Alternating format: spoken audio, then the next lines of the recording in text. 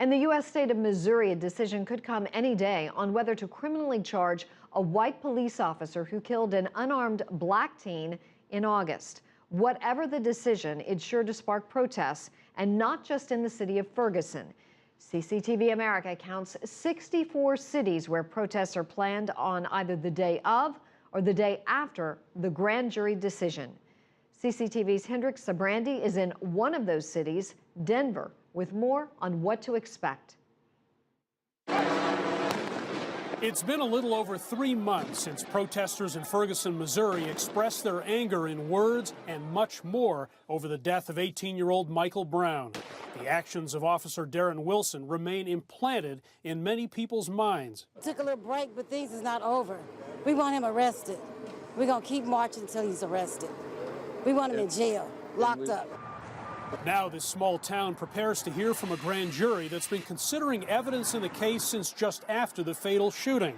It's a secretive process. Many in this community regard it with suspicion. If there's not an indictment, frankly, it's because the prosecutor didn't push hard for one and seemingly thought there shouldn't be one. The prospect of no indictment worries those who believe Michael Brown was murdered back on August 9th, pure and simple. And if Wilson is cleared of charges, they're ready to show the world how unhappy they are. And then we just built a human chain. Protesters have been rehearsing for mass demonstrations. People are really working to find the confidence they need to go out there despite their fears. And although Michael Brown's relatives have cautioned those protesters, on behalf of the Brown family, we do not condone any acts of rioting, looting, or violence. Over 1,000 specially trained law enforcement officers with lots of new riot gear will be on hand if things get out of hand.